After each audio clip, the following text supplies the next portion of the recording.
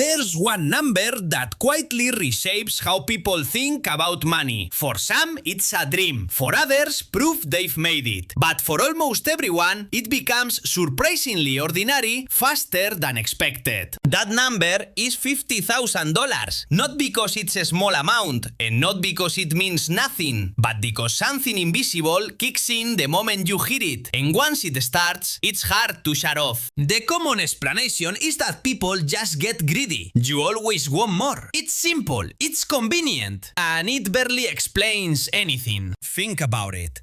Someone who once dreamed of $50,000 usually isn't buying yachts 6 months later. They are still commuting to work, still checking their banking app, still waiting for payday before spending. If greed were the full story, none of that should be happening. So what really shifted? Not your paycheck, your idea of normal.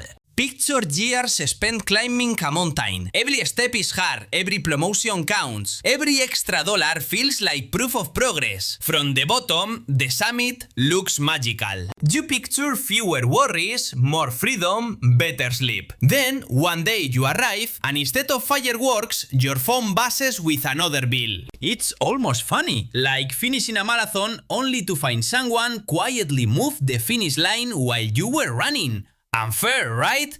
So who actually moved it? Here's the strange part. Nothing outside has to change for $50,000 to stop feeling like a lot. No crash, no disaster, no emergency. Sometimes your own brain does all the work. Within weeks, yesterday's luxuries become today's baseline. A nicer apartment? Normal. Better groceries? Normal. Weekend trips? Normal. Even financial security starts to feel expected. Which raises a bigger question. If circumstances improve, why doesn't satisfaction keep pace? That's where things get interesting. Your brain is a prediction machine. Its job isn't to celebrate, it's to adapt. Imagine walking into a room with a strong perfume, overwhelming at first. 10 minutes later, you barely notice it. Money works the same way. The first raise feels huge. The second feels deserved. The third feels late. Our brains erase yesterday's excitement to make room for tomorrow's problems.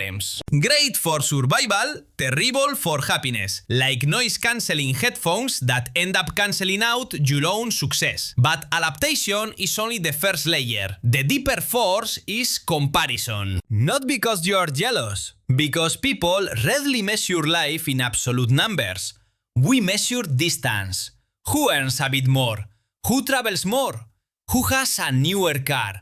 Who looks more relaxed? Suddenly, 50,000 isn't being measured against poverty. It's competing with someone making 70, then 90, then 120. The scoreboard keeps shifting, and nobody warns you the game never ends. But comparison isn't the deepest layer either. The real shift happens when income quietly rewrites your sense of identity. Remember your first paycheck? You thought twice before spending any of it. Now picture someone who's earned 50,000 for a few years running. Certain purchases stop feeling like luxuries. They start feeling appropriate. The premium phone? I need it. The bigger apartment? It fits my lifestyle. That subscription nobody remembers signing up for? Somehow, it's a family heirloom now. That's lifestyle inflation. Not because people crave more, but because today's comfort quietly becomes tomorrow's minimum. The scary part is how gradual it is, almost unnoticeable, like turning up a thermostat 1 degree every week until suddenly the whole room is hot. Step back for a second. This was never really about $50,000 or 70 or 100. It's about chasing a moving target. Every income level invents a new version of enough. The finish line keeps retreating. Not because anyone stole it, but because your expectations quietly rebuild it overnight. That's why someone earning twice as much can still feel financially stuck. They're not necessarily reckless spenders.